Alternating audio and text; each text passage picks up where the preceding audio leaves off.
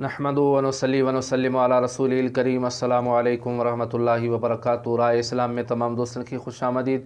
प्यारा दोस्तों, अॼु नई मालूमात खणी तव्हांजी ख़िदमत में हाज़िर थियो आहियां। यकीन तव्हांखे पसंदि ईंदी। सो हीअ आहे त क़यामत जे ॾियारे हर हिकु बहाने खां 4 सुवाल कया वेंदा। उहे कहिड़ा आहिनि उन्हनि जे बारे में तव्हांजी ख़िदमत में अर्ज़ु कंदुसि।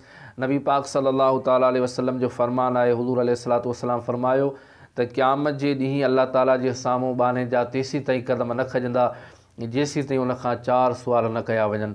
उहे 4 सुवाल कहिड़ा आहिनि? पहिरीं नंबर ते ज़िंदगी जे बारे में सुवालु थींदो त हिन ज़िंदगी खे किथे गुज़ारियो, कहिड़े कमनि में गुज़ारियो।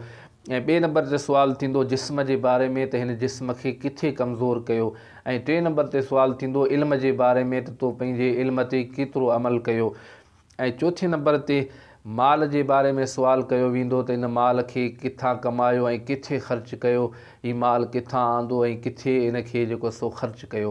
त प्यारा दोस्तो, असां हिननि चइनी सुवालनि जे अंदरि जेकॾहिं गौर फ़िक्र कयूं त असां हिन खे सही नमूने सां जेकॾहिं अमल कयूं त यकीनन इन्हनि 4 सुवालनि जे जवाबनि में असांजे लाइ आसानी थी पवंदी। ज़िंदगी अल्लाह जी नेमत आहे, उनखे सुठनि कमनि में गुज़ारिजे ताजो इन जे सुवाल जे जवाब में असांजे लाइ आसानी थिए। ऐं ॿिए नंबर ते जिस्म जेको आहे असांखे अल्लाह सिहतमंद बनायो आहे, हीअ जिस्म जी नेमत सां मालामाल कयो आहे। इन जिस्म खे असां अल्लाह जे ज़िक्र में ऐं अल्लाह जी यादि में, अल्लाह ताला जी इबादत में गुज़ारियूं ताजो इहो जिस्म जे सुवाल जे बारे में असां सही जवाबु ॾेई सघूं। ऐं इल्मु जेको आहे असां हासिलु कयूं था, इन इल्म जे मथां अमल कयूं ताजो असांखे इन जे सुवाल जे जवाब में आसानी थिए।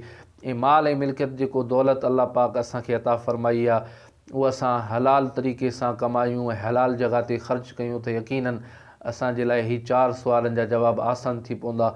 अल्लाह पाक असां तव्हां सभिनी खे अमल जी तौफ़ीक़ अता फ़रमाए। ही हुई अॼु जी मालूमात। वरी नई मालूमात में मिलंदासीं। तेसीं ताईं इजाज़त ॾींदा। अल्लाह हाफ़िज़।